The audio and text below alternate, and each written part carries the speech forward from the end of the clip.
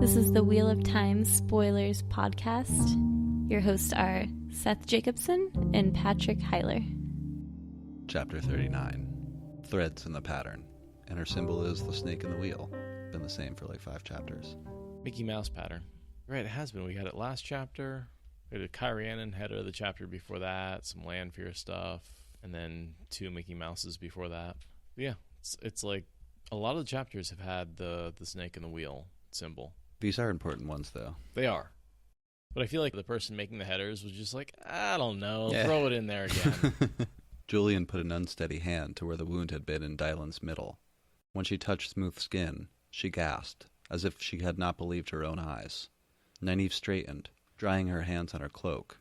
Egwene had to admit that good wool did better for a towel than silk or velvet.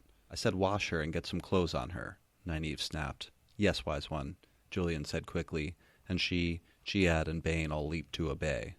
A short laugh burst from Avienda, a laugh almost at the edge of tears. I have heard that a wise one in the Jagged Spire sept is able to do this, and one in the Four Holes sept, but I always thought it was just boasting. She drew a deep breath, regaining her composure. I said I owe you a debt. My water is yours, and the shade of my septhold will welcome you. Dylan is my second sister. She saw Nynaeve's uncomprehending look, and added, she is my mother's sister's daughter. Close blood, I said I owe a blood debt. Is this the first indication we get that wise ones can channel? Because she says, some of the wise ones can heal like this, but I thought it was just a myth. But that means that some of the wise ones can heal like this. Yeah, I had always just kind of accepted that. Well, I think that this is the first time we really hear about wise ones channeling, but also that there are like 3 wise ones who can do healing Aes Sedai style in the waste. Like a really small amount. Very small amount. And there aren't that many Aes Sedai, really, who can do that kind of healing. But they're like the Nynaeves or whatever. They've just figured this out as in the way that Aes Sedai sometimes figure things out. I imagine that the wise ones are, in general, less powerful than Aes Sedai. You think so? Well, just we see that there's a large number of women among the Aiel who can channel. They get all of them, right? Anyone who can channel becomes a wise one. Yeah. Like, they don't miss anyone. So they actually have a lot of wise ones. But in general, the wise ones are less powerful than the Aes Sedai. Well, that would make sense if you just took a rough average. Because I don't think the White Tower is getting the weaker ones. They're getting women who show more. Like, all women aren't tested. So there's just going to be more of the powerful ones. Yeah, there's going to be more powerful ones in the White Tower and the opposite. But I would believe you that like they would only get the top most powerful ones. But then why aren't there powerful ones turning up in the waste? I don't know. I mean, there's Avienda. I'm trying to think of any that are on her scale. I have a theory. Aiel are descended from those who were servants of Aes Sedai. Yeah. Which means very likely their bloodline did not initially carry much of the predisposition to channeling. I can see that. And so perhaps in general Aiel tend not to have the power of channeling, or at least an extremely large amount of channeling. But just over thousands of years from possibly the breaking. There may be some interbreeding as well. Yeah. But perhaps ancient Aiel had no talent for channeling. It may also have to do with the training, that specifically Aes Sedai are trained up to their full potential, whereas the Aiel Wise Ones don't make channeling the central point. They don't really care about strength. It's more about strength of will rather than strength of power. That's not the focus, and they don't seem to have the same range of, although the Aiel have some unique weaves that they know that others don't know about, it seems that they're, much less focus on channeling as a tool. Does anyone remember how many how many Wise One channelers there actually are? I thought it was in the thousands, that they were all relatively weak, but they had more channelers than the White Tower. I mean, are there millions of Aiel? There are. Yeah, I think there's hundreds of channelers with the Shido, and possibly an equal amount in all the various other clans. That would make thousands. Which would make at least 1,000, possibly 2,000. I can't remember how many clans, but it's teens. 12? 13? Now, and don't forget, the Shido is the biggest clan. 13 clans? And they may have more channelers than most of the other clans. Of course it's 13. Well, right. I thought the 13th included the Gen Aiel. I thought there were 12, and then the Gen is the lost 13th clan. That sounds right. What's I believe Jewish mythology had the 12 the clans, tribes. 12, that's right, the 12 tribes, and then the 13th lost tribe. There's an argument to be made that the Aiel very much represent the Jewish people. There's a lot of parallel... Well, there's that mixture that we always talk about. Right. Ginger Jewish Zulus. But there's also the whole wandering in the desert, that's escaping slavery.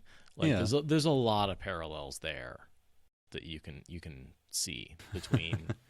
Yeah, the Fremen is definitely something that I've thought of as well. Krav Maga. Yeah. So somewhere probably around 5,000 wise ones in existence. 4,000 to 5,000. I think the Aiel we see, he was the servant of Lanfear, the one who witnessed the boring of the hole.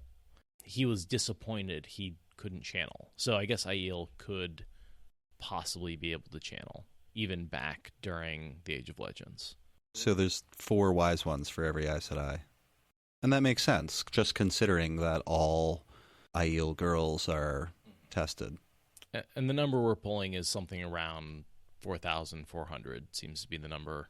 When Egwene starts her testing regimen in the wetlands, aren't there like hundreds of novices all at once? Mm-hmm. I can't remember that number either, but it's like going to almost double the amount of trained women. But also don't forget that you don't have to channel to be a wise one. Right. Oh, well, this was about channelers. The 400 Shido channelers. So more wise ones than that. Nynaeve says, you know how you could really help me out? That blood debt sounds nice and all, but is there a ship in the town south of here? Because we want to get the hell out. More or less. Avienda said, there was a ship there when I scouted yesterday. The old stories mentioned ships, but it was strange to see one. How do you say ship? Yeah, anything related to boats and rivers, they're very unfamiliar to them. Wooden water crossing mechanism. And tell me if there's a ship there, and also try not to let people stick swords in you. I'd appreciate that. Even though Dallin here, I want to call her Dylan, but that's the woman who helps Elaine take her from the throne. Yeah, anyway, she doesn't we don't have to worry about it too much longer because she gets a Murdral sword in the next few chapters. Yeah. So it's just it's a temporary healing. It's kind of sad that she gets killed. You have many rivers, but some have things called bridges. Oh, this is in response to Elaine and Egwene asking about how they've crossed rivers if they're afraid to do it. Wood floats, apparently. Some they crossed on bridges, and for the rest, Julian remembered that wood floats. So they just pulled big fallen trees into the river, basically. Yeah, I assume they found dead ones. So yeah.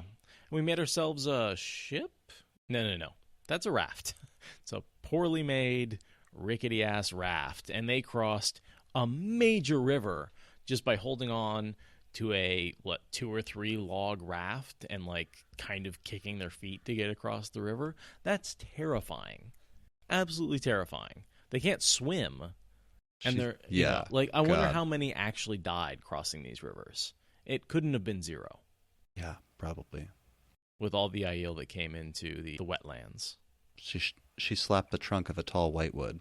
These are big, but they float as well as a branch. We found dead ones and made ourselves a little ship, of 2 or 3 lashed together to cross the big river, which Elaine identified earlier as the Alguenya. Have you ever tried, seen the Mississippi and thought about, trying to cross that? Even the current in the middle of that would be I assume terrifying. They were taking miles downriver to get across. I'm also a really confident swimmer, and I think that I could do it. Eventually, yeah. After a really long time. But God, without even knowing what you were doing. You turn that thing sideways, it'll flip over. It takes experience to know that. Or if there's a rock, or the rapids, or...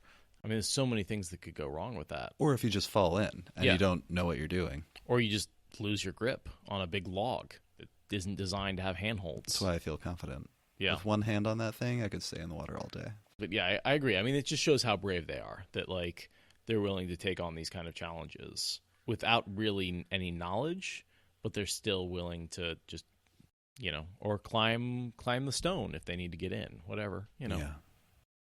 Egwene stared in wonder. If she were as afraid of something as the Aiel were obviously afraid of rivers, could she make herself face it the way they did? She did not think so. And of course, then immediately thinks like, well, but I'm hunting the Black Ajah. Yeah. And but that's not being brave. I just have no choice. Which of course is exactly what the Aiel are thinking when they cross the river. That's right. what bravery is They're doing what you have to do. Sacred, almost holy mission. Right. It's like this end times thing to them. But like this has to be done.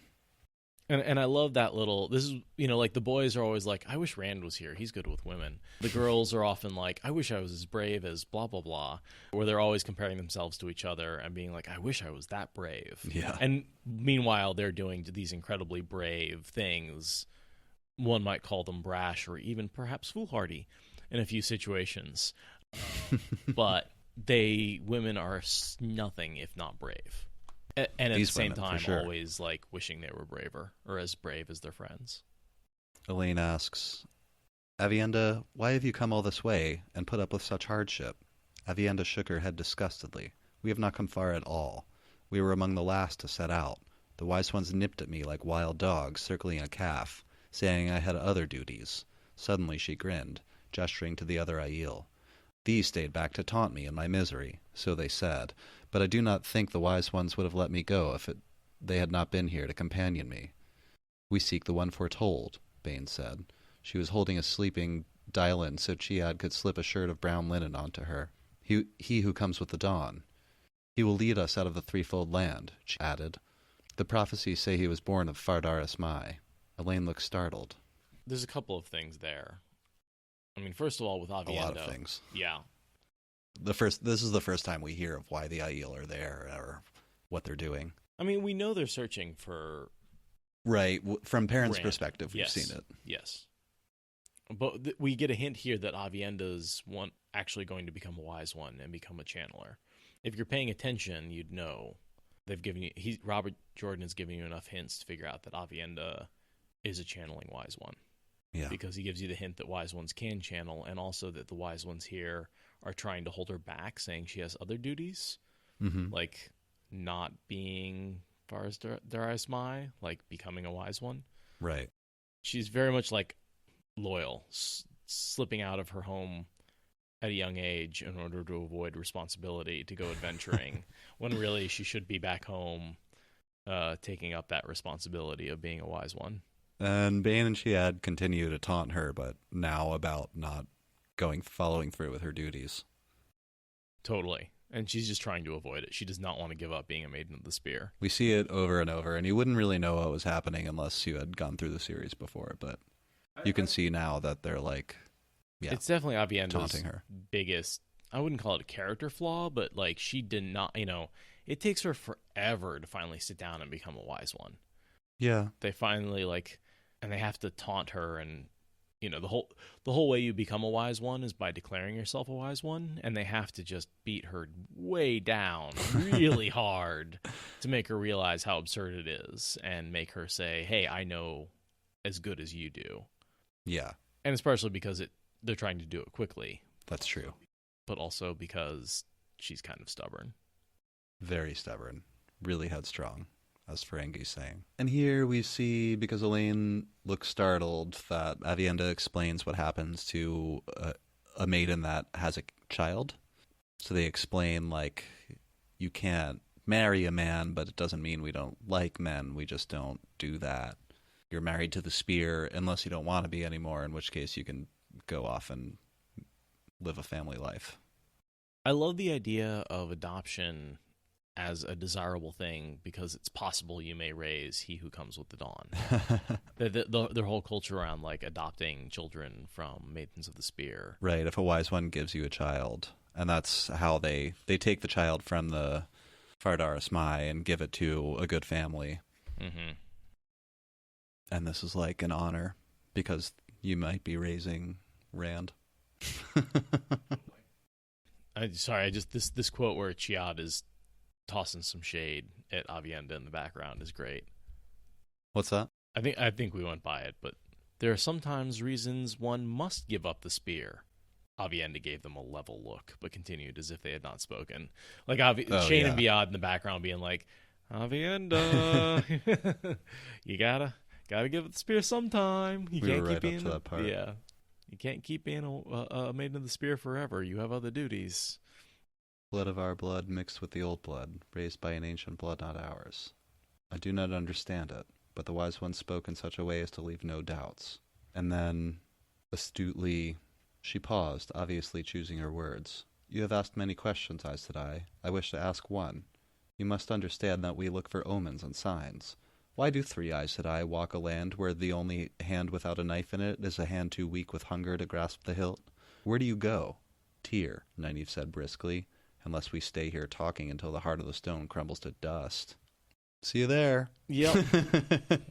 That has to be a prophecy. Avienda is using very specific language. 3 Aes Sedai walk the land where the only hand without a knife in its hand is too weak with hunger to grasp the hilt. Like, that's not a common phrasing. That is a word. That is a sentence from prophecy. It seems that way, but she doesn't say that. She doesn't phrase it that way. So I think there's a few questions she asked the Aes Sedai, which I think are absolutely words of a prophecy. And she's saying, so, and that's why they're all giving each other significant looks, is because she's not coming up with this phrasing off the top of her head. She's actually saying, hey, why do you happen to be fulfilling this prophecy of ours? And by saying it in that way, she's communicating with her fellow maidens. I'm asking this question. This is a sign we're looking for. We're looking for something that matches one of our prophecies. And you three happen to match the first line of the prophecy. Where are you going? And when they say Tyr and the stone, that totally matches the second line of the prophecy. Tyr, Avienda said in a cautious tone. 3 Eyes said I, walking through a troubled land on their way to Tyr. This is a strange thing. Why do you go to Tyr, I said I. Egwene glanced at Nynaeve. We hunt some evil women, Nynaeve said carefully. Dark friends. Shadowrunners. Julian twisted her mouth around the word. Shadowrunners in Tyr, Bane said. I'm skipping a little bit. And as if part of the same sentence. And 3 Eyes said I, seeking the heart of the stone. I think the reason they're able to finish each other's sentences is because that's the sign they're looking for. When there are Shadowrunners in Tyr, and 3 Aes Sedai seek the heart of the stone, the Aiel people... I didn't really see it that way, but I see it that way now. The people of the dragon will go to the stone and blah, blah, blah, blah, blah, blah, blah. Like, because we know they're seeking that specific prophecy. And she even starts this whole interaction with, we look for omens and signs. So we're looking for an omen that matches some sort of prophecy that that has been told by the wise ones, by the dreamers. It does seem like they're talking in that way. They're like finishing each other's sentences, and it sort of implies that they all know what's going on. All the Aiel know what's going on. And these could very much just be phrases told to them by the dreamers of the wise ones, right? They could have said, go to the wetlands and look for 3 Aes Sedai traveling through a troubled land. Those will be your signs to find the Karakarn. Or perhaps there's something like when Shadowrunners are in Tyr and 3 Aes Sedai walk through a troubled land on their way to Tyr, seeking the heart of the stone. That's when the people of the dragon will come to the stone. I can totally see that phrasing as part of that prophecy. Sure, but is it a thing? I mean, I don't think we get any confirmation from it, but Gotcha. Headcanon, that's, Just curious. The 3 hunters make their way away from the Aiel, and there's just a long conversation here. I'm not too sure what to touch on. Egwene says, my heart almost stopped when Elaine named herself. Elaine says that, no, they weren't after, like, they're not going to be mad that Andorans fought in the Aiel War. The only note I had here is the Aiel don't think of it as a war. They think of it as a execution. And that's about the only accurate thing that Elaine has said about the Aiel people so far. Thousands of Aiel cross the spine of the world, but apparently they saw themselves as more like thief-takers or headsmen. Come after King Laman of Cairhien for the crime of cutting down Avendoril Dara. Yeah, that's one of the few times we see the name of the sister tree to Avendosora. Yeah. Avendeladora. It's a hard name to say. Avendoraldera. Yeah, like I said, Yeah, it's a hard name to say. But that's the name of the tree that's a cutting of a Chora tree that was given to Kyrien to thank them for sharing water during the breaking with the Aiel people. Yeah. Next thing I have is like a page away. When Elaine says, Egwene, you know who he who comes with the dawn must be, don't you? And they have that short conversation. Yeah, it's Rand. Duh. Like, oh, well, yeah, Rand is obviously Aiel, but nobody really wants to admit it. The Tree of Life could have nothing to do with the Aiel. It just happens to be in their own only city. There's just a lot of questions here about, like, they don't understand how Avendosora and the Aiel and the Kyrien water shares and how that whole story mixes together. But it very much makes sense when you see the flashbacks of the Aiel people and how they were wanderers during the breaking, and they were given water by the Kyrien and shelter, and that's why they're called the water shelters. They don't know the history. We just get a bit of an outsider's perspective. Man, I'm so excited to get to TSR. Discord is asking an interesting question. What do you think happened to the throne that Layman built? I don't know. I can't think of ever hearing of it. Burned? That was what I suggested, is that most likely they killed Layman and burned his throne because they wouldn't want it used for anything. It would be like they often discard possessions, like Avienda's weapons are destroyed and made into toys and stuff like that, and anything that's not useful is burned. The Kyrienin burned it? I mean, my headcanon is that it was burned. Do you have a quote or anything that points specifically to that having happened? Okay. Okay. It's all headcanon. I like that. Call the cops. It's like making a hat out of a treasured pet. It's unholy. How dare you? Kind of surprised the Ogier weren't right there next to him. Like, how dare you cut down one of the Chora trees of ancient history? That's one way to get a Ogier putting a long handle on their axe. Would have been added an interesting element to the story. Oh, Leah's saying it's possible they may have burned it during the war as an effort to stop the war before. That would be cool. Is that a headcanon, Mihafsi? Took the Ogier 20 years to think about it. Yeah. They were going to get angry, but they had a meeting first, and by the time they decided what to do, the Aiel war was over. They were still arranging the meeting. I'm going to skip ahead a bit, because I feel like we covered all this. Rand's heritage, a bit about the Aiel, and what they don't really understand very well about it. After a time of silent strides, Elaine said, "You handled that very well, Nynaeve. The healing, and the rest, too. I do not think they ever doubted you were Aes Sedai, or that we all were, because of the way you bore yourself. You did do a good job," Egwene said after a minute. "That was the first time I have ever really watched what is done during a healing. It makes lightning look like mixing oat cake." A surprised smile appeared on Nynaeve's face. "Thank you." So this is the first time they have a bit of a thawing of their relationship, and the first time that Egwene realizes you can actually manipulate Nynaeve a little bit through compliments. It's true, but it was getting kind of cold there for a minute. Definitely. Especially between Egwene and Nynaeve. Elaine's just kind of there and annoyed by it. There was one quote I wanted to talk about a little bit earlier when Elaine is saying, Rand, listen, he's probably Aiel. He looks a lot like an Aiel. Well, he also kind of looks like Tigraine, but he couldn't be related to her. No way. No way. But of course, Impossible. That's his mother. And I just love that little throwaway line. Like, well, he looks like pictures of Tigraine. Well, of course he looks like his mother. And she just doesn't even. But she vanished before he was born. I hardly think she could have been his mother anyway. That's where she went. I love that line because it's just such a throwaway line where it's like, yeah, Tigraine totally is his mother. They covered another mile, or a little more, swiftly, despite swinging in from the river to go around thickets along the bank. Nynaeve insisted on staying well clear of the trees. Egwene thought it was silly to think more Aiel would be hiding in the copses, but the swing inland did not add much distance to what they had to cover. None of the growths were very big. Elaine watched the trees, though, and she was the one who suddenly screamed, "Look out!" Egwene jerked her head around. Men were stepping out from among the trees, slings whirling round their heads. She reached for Saidar, and something struck her head, and darkness drank everything. So they knock all three unconscious. They crack. Elaine's skull, I'm pretty sure, It's is Elaine's, cracked. right? She's like badly injured.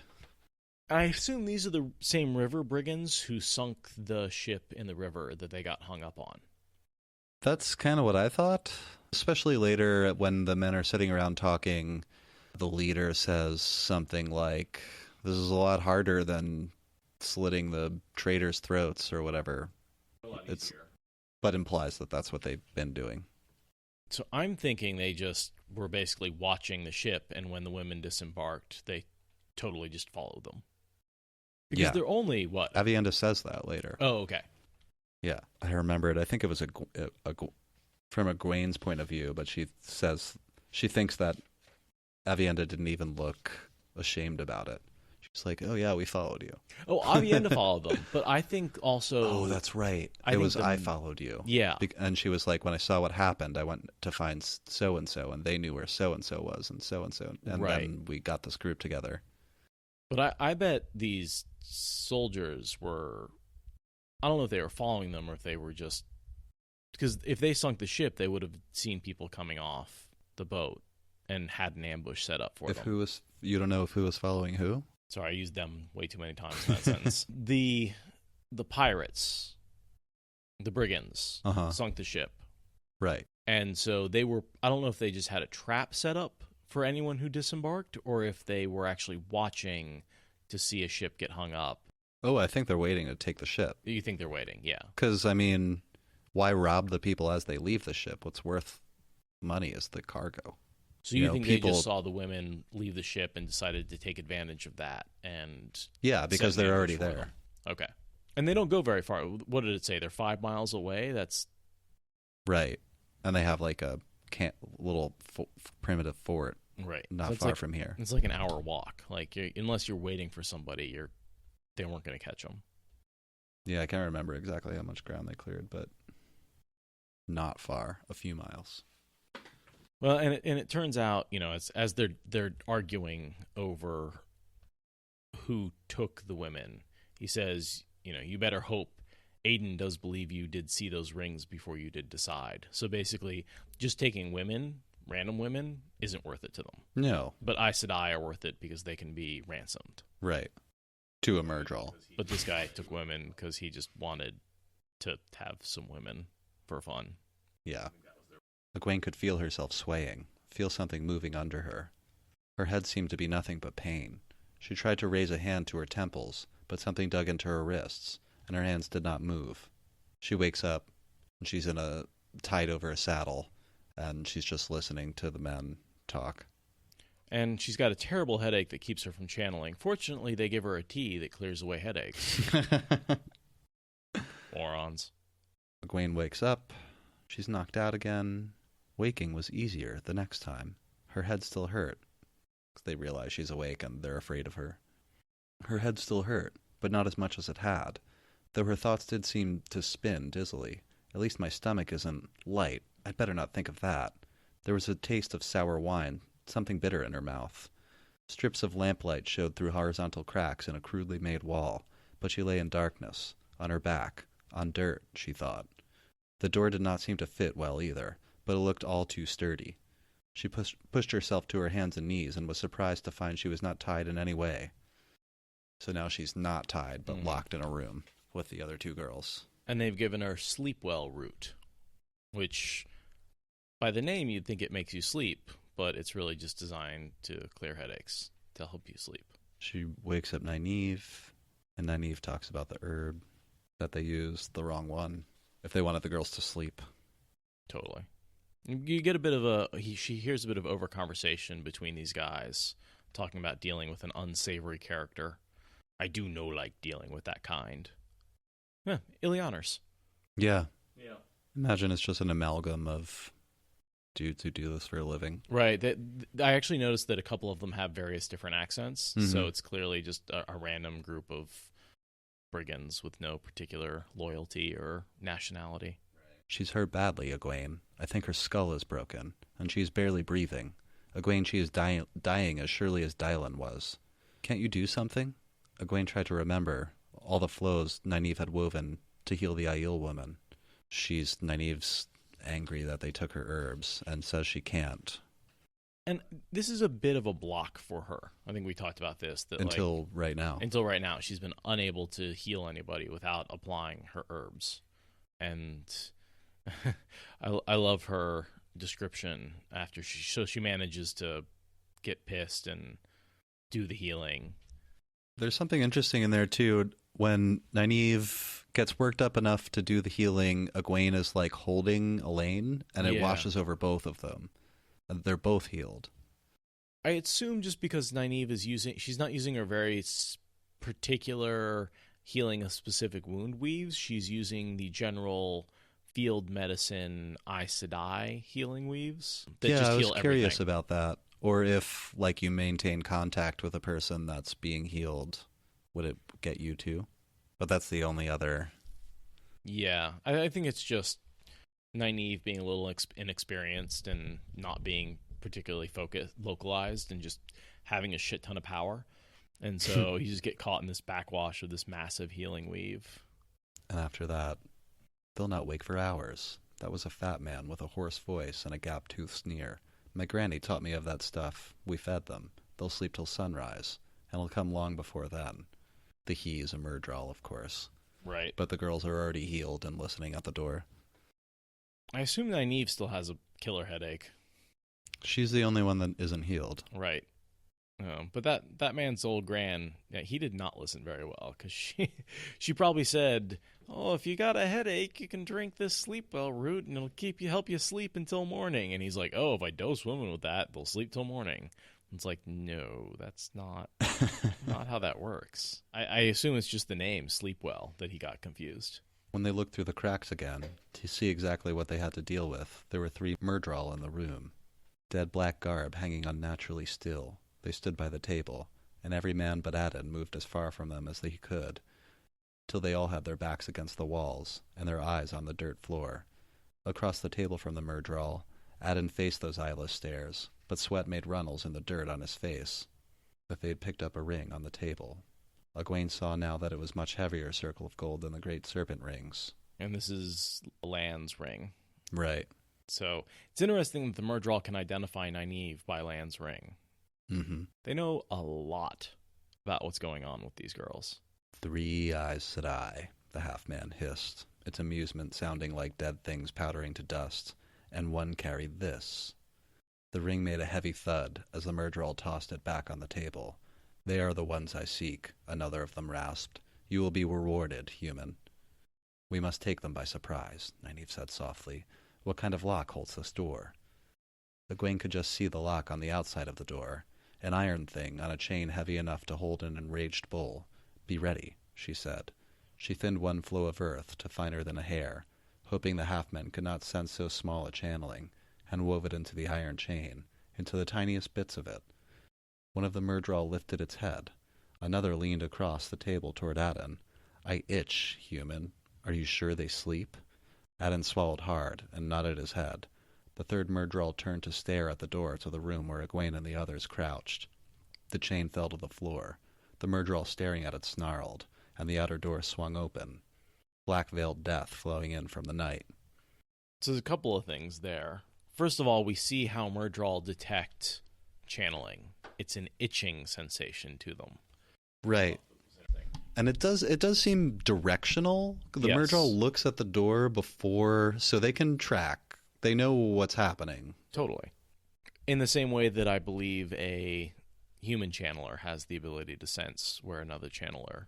I feel like when we were doing one of the lore episodes, we learned that, and correct me if I'm wrong, but we learned that Myrddraal are actually a little more sensitive than the Aes Sedai. Is that right? Can anyone correct me on that? I can probably just look it up in my notes. But they're able to sense both male and female channeling, which is a little bit different. Right, yeah. Any kind of channeling. They're like slightly more sensitive. And if you think about it, it kind of makes sense because like men get goosebumps when a woman channels. And so if these are quote unquote male channeling items, they would be able to sort of sense the itching as opposed to the goosebumps. And if they were male channelers, they would be able to sense the male channeling. And there's, as far as I can tell, no such thing as a female Murdral, because all Murdral look identical and therefore would be all male. Yeah, right. I think they're all men. Yeah, all Murdral are male, as far as I can tell, because they all look identical, and they can't be identical if they're different genders. And I will say that, like, Murdral were never really designed. Trollocs were designed. Murdral were a genetic throwback, an accident. Ferengi, we don't see Lady Murdral, but we do see Lady True Power users. Sure. A couple of the Forsaken. I can think of at least one. And we hear about female Trollocs. Right. We've gone over this before, but that probably is important, Bow Tiger. So, Murdral are an offshoot of Trolloc offspring, essentially. And Seth and I have a theory that because Trollocs are part human, just like how, whatever it is, 3 to 5% of them, of humans become channelers, 3 to 5% of Trollocs become Murdral. Right. They're like a equal opposite offshoot from the genetic pool. And if we think about Trollocs as corrupted human souls, Murdral right. would be corrupted channeler souls. Right. The Kurd in the Trolloc way. I like that. But they're not genderless because they are rapists. We do definitely see that. Yeah, no, they're not genderless at all. They're definitely well, men. I mean, I guess you could still be a rapist, but, well, Tylan is also a rapist. Yeah, good point. We'll get there. But for me, it keeps coming back to the fact that the Murdral are physically identical specimens. You cannot tell the difference between them physically. That's what makes Shada Haran so special, is he's the only Murdral that's any different than any of the rest. And so if one's male, they all have to be male. And then the last line you said was, black veiled death came flowing in the door. Mm-hmm. For a while, I thought that, I always read that line as Black Death being the Murdral, but it's the Aiel with black veils coming into the door. The chain hits the ground, and the girls push open the doors to the little closet they're locked in or whatever, and at the same time, the maidens, there's a few male Aiel as well that kick in the door, and they're attacking from the other side. And there's also a large group of Aiel outside who have been attacking the whole camp. Right. And they take out all the non-Murdral. All the Dark Friends are killed by the Aiel. The room erupted in screams and shouts as men clawed for their swords to fight stabbing Aiel spears. The Murdral drew blades blacker than their garb and fought for their lives, too. Egwene had once seen 6 cats all fighting each other. This was that 100-fold, and yet in seconds, silence reigned, or almost silence. Every human not wearing black lay dead with a spear through him. One pinned Adden to the wall. 2 Aiel lay still, as well, amid the jumble of overturned furniture and dead. The 3 Murdral stood back to back in the center of the room, black swords in their hands. One was clutching his side as if wounded, though he gave no other sign of it. Another had a long gash down his pale face. It did not bleed. Around them circled the 5 veiled Aiel still alive, crouching. From outside came screams and clashes of metal that said more Aiel still fought in the night. But in the room was a softer sound. As they circled, the Aiel drummed their spears against their small hide bucklers. Thrum, thrum, thrum, thrum. I'll spare you and not read it all.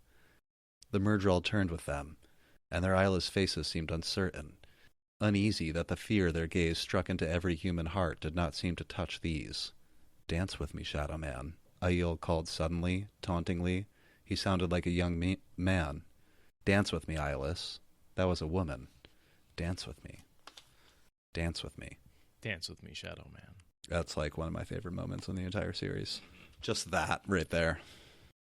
It just, I mean, this is the introduction of the fearless warrior Aiel who are willing to attack 3 of the most deadliest warriors the Shadow can come up with without hesitation in order to rescue friends they just met. They're ready to die. And also just like that dancing as battle is such a cool imagery. I think, Nynaeve said, straightening, that it is time. She threw open the door, and the 3 women wrapped in the glow of Saidar stepped out. It seemed as though, for the Murdral, the Aiel had ceased to exist, and for the Aiel, the Myrddraal. The Aiel stared at Egwene and the others above their veils as if not quite sure what they were seeing. She heard one of the women gasp loudly. The Myrddraal's eyeless stare was different. Egwene could almost feel the half-man's knowledge of their own deaths in it. Half-men knew women embracing the true source when they saw them. She was sure she could feel the desire for her death, too. So I think the woman who gasped loudly is Avienda, because she sees them... Healed? No, she can see them holding the power. Oh. Because she's a channeler, and so she senses the power in them and gasps at how... Much of it there is? All three of them together? She was sure she could feel a desire for her death, too, if theirs could buy hers, and even a stronger desire to strip the soul out of her flesh and make her both playthings for the shadow, a desire to...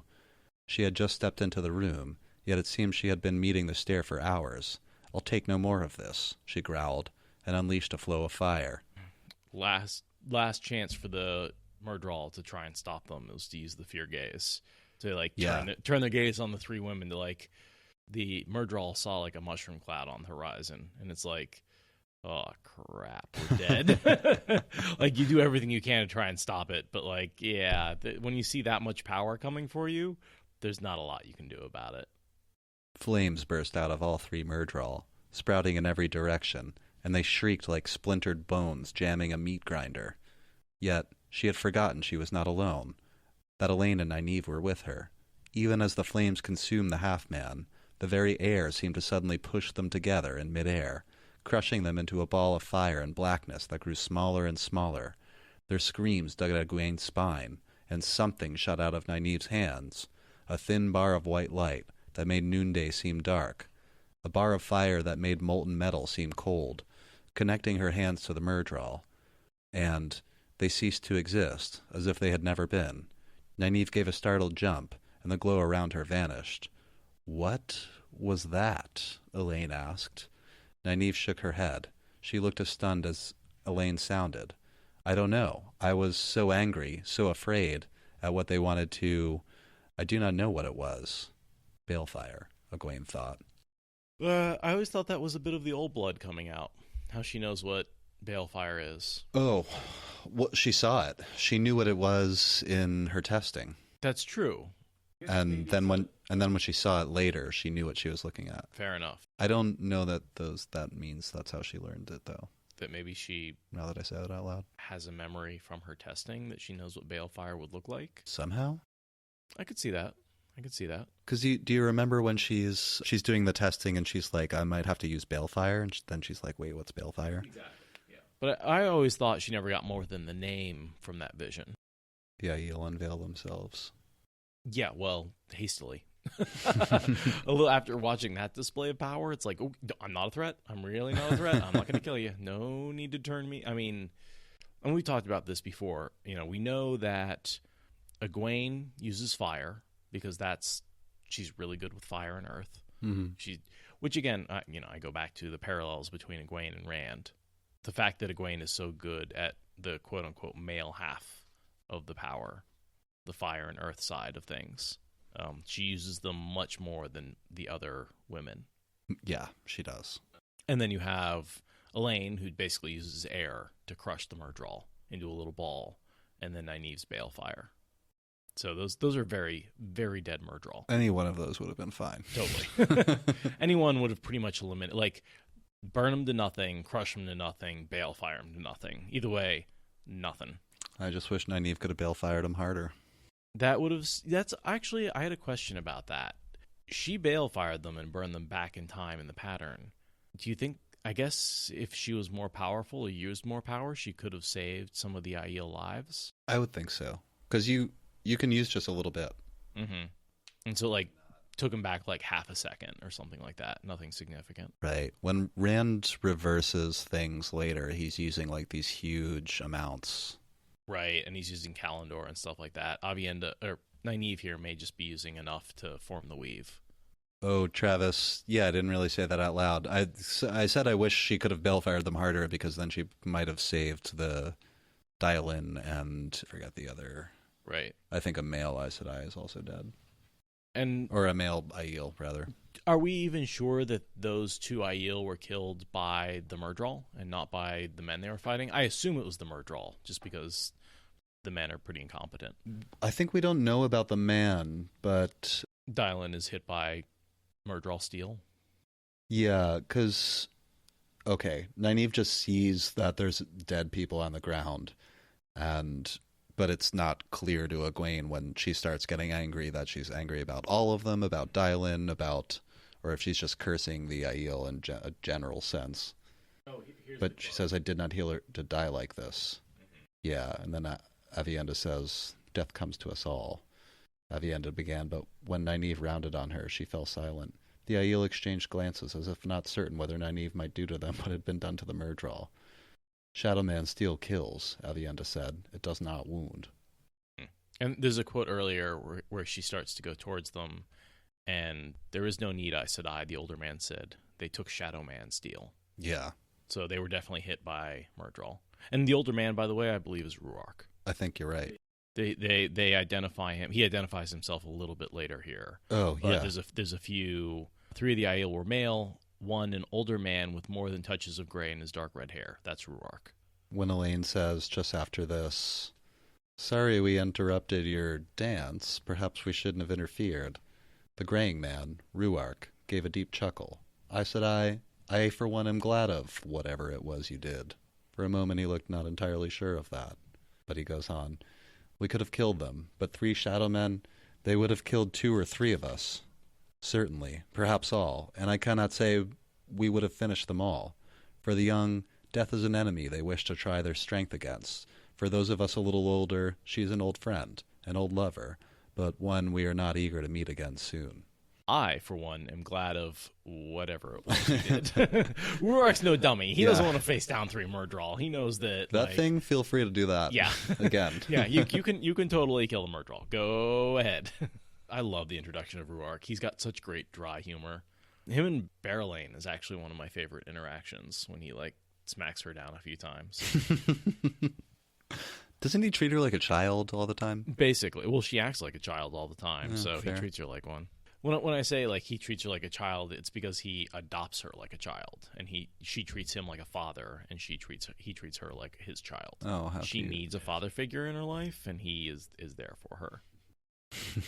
I think it's Nynaeve that says, Aviendha, did you expect to find us here? How? I followed you. The Aiel woman seemed unembarrassed. To see what you would do. I saw the men take you, but I was too far back to help. I was sure you must see me if I came too close, so I stayed 100 paces behind. By the time I saw you, could not help yourselves. It was too late to try alone. Sure you did what you could, Egwene said faintly. Aviendha took her words as urging to tell more. I knew where Coram must be, and he knew where Dal and Luain were, and they knew, she paused, frowning at the older man. I did not expect to find any clan chief, much less my own, among those who came. Who leads the Tarat, Aiel, Ruark, with you here? One of his lieutenants. World building. Yeah. Smidgen. Also, just sort of the relationship going on between them. And I think this might be the only point we see this, but Ruark says the Sept chiefs will take their turns, and that's also a little point of world building that I think is the only time we see that. Like if the clan chief dies, the Sept chiefs rotate until a new chief is picked. I thought it was more like if he's gone for a while, they're just seeing who's a good leader and who's not. Right. So that when they actually ask to go to Ruidion, the wise ones can be like, no, you kind of suck. Yeah. So I imagine it's a bit of a working interview, if you want to call it that. So it looks like we know it goes clan then sept, but there are these are governors of groups of people, or the mayors, right? And Ruark is the governor. Right. There are 12 governors. And that's how decisions get made amongst the Aiel people if all 12 get together. Vaguely interesting. Yeah. I also notice how Ruark has been pestered by the Wise Ones and the Dreams to come, in the same way that Aviendha kind of was. I would not have come, except that Amos and Bear and Mullane and Sienna stalked me like ridge cats after a wild goats. The Dreams said I must go. They asked if I truly wanted to die old and fat in a bed. Aviendha laughed as if at a great joke. I have heard it said that a man caught between his wife and a wise one often wishes for a dozen old enemies to fight instead. A man caught between a wife and 3 wise ones, and the wife a wise one herself, must consider trying to slay Sight-blinder. The thought came to me. He frowned down at something on the floor. 3 great serpent rings. I wonder if the wise ones foresaw Ruark's death at the hands of Avienda. I think that it's not clear. We don't ever see exactly what the dreams told the wise ones, but I think at least that it was critical that he go. Sure. And it is. It's really important until like the last second when he has to be killed, but Mercy killed. I mean, here they asked if I truly wanted to die old and fat in a bed. And while that's a bit of a joking line, I do wonder if the wise ones sometimes make decisions for the greater good. Yeah, I just saw that as a way to urge him. Like, we saw it in the dreams, like, you have to go. Don't be lazy. Yeah. Yeah. Do you want to die old and fat? Like, go do something. Right. Get out of here. You know? So that's what I wonder if, like, that's one of those jokes and jests that we hear, like, I bet I know the face of the man I will marry better than you do. You know, one of those things where it's like, oh, yeah, because you totally know the name. You know, do you want to die old and fat in bed? Because you might, but the world is going to end. You know, those are your options. I like that Avienda and Ruark is basically joking that he considered committing ritualistic suicide rather than face the 4 wise ones that were badgering him. Yeah, you know, fair enough.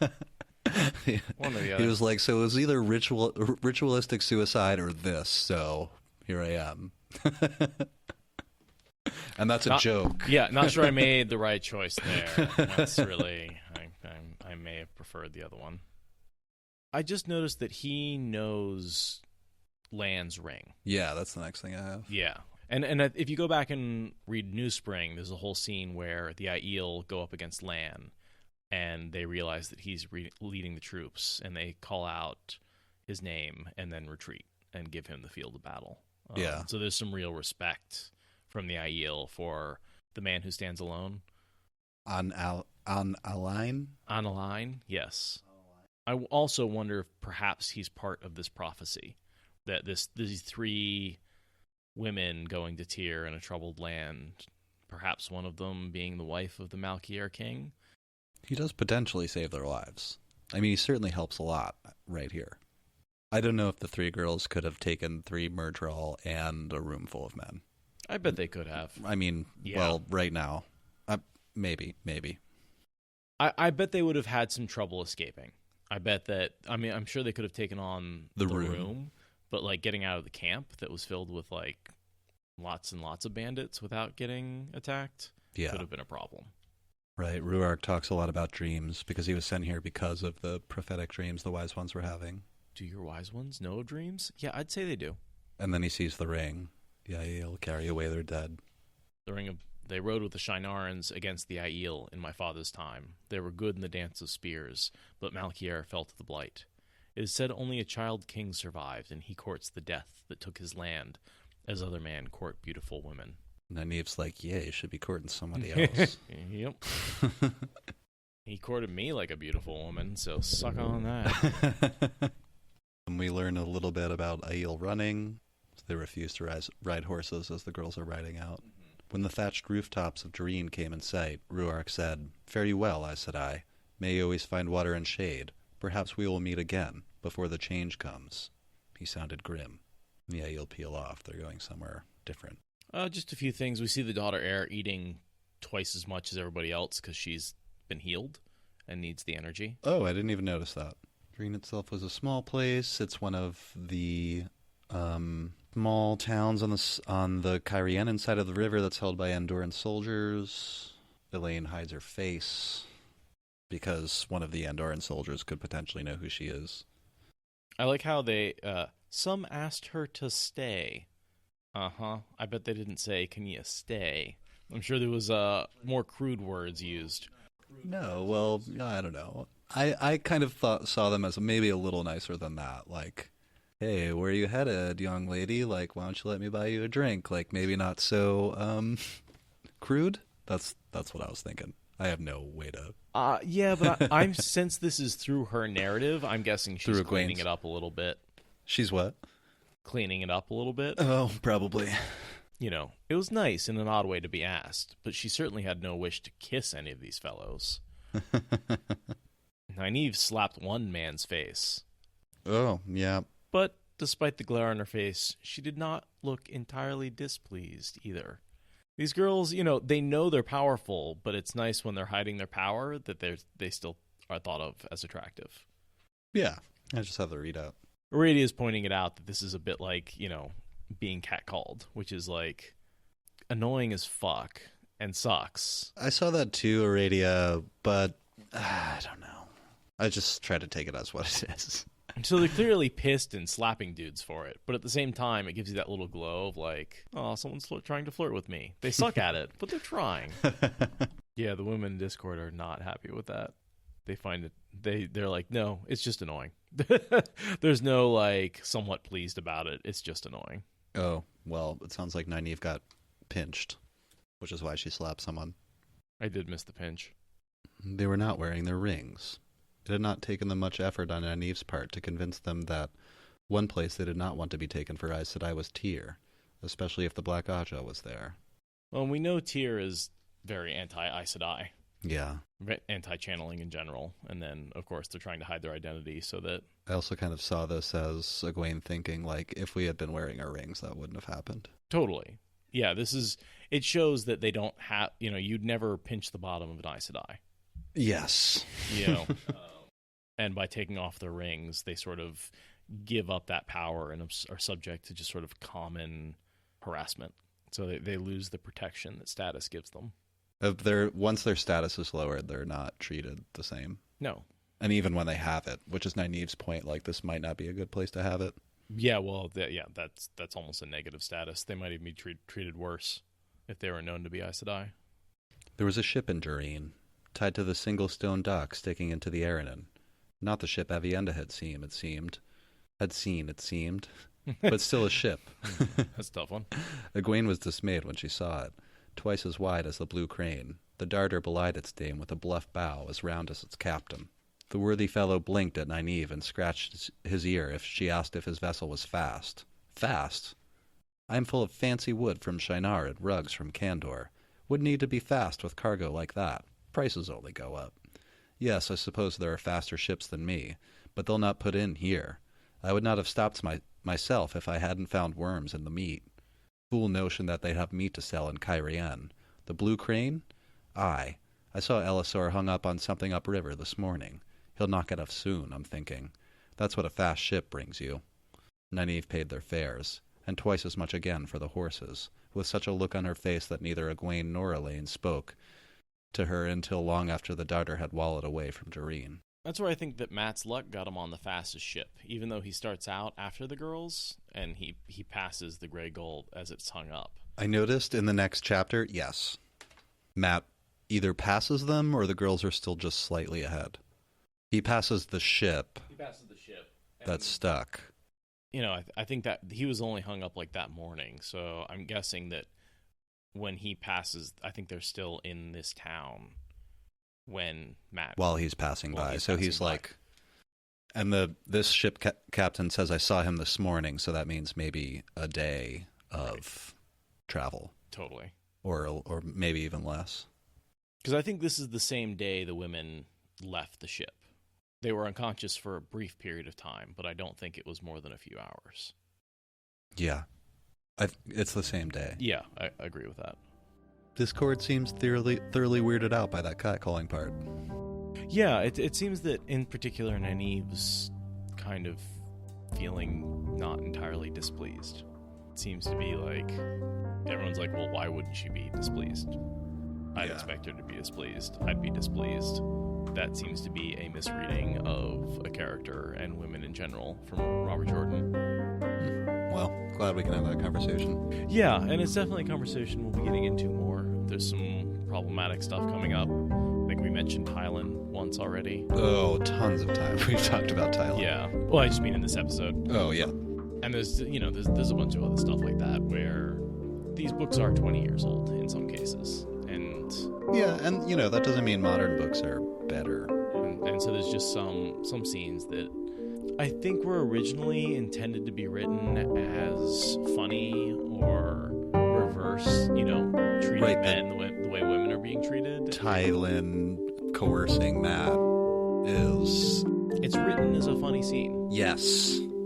And it's not a funny scene. And that can be difficult. And that there may be elements to that's true to life as well. Like, hear about this sometimes when that situation is still not treated terribly seriously. No, I can think of many modern examples. Yeah. I do like the idea that she's trying to rediscover that Wisdom Nynaeve is essentially asexual, and that because of her power and young age, she sort of had to put that part of herself aside. And now, as she's sort of becoming more of an equal with the people around her, she's able to rediscover that part of herself. Wisdom's really merry. Yeah.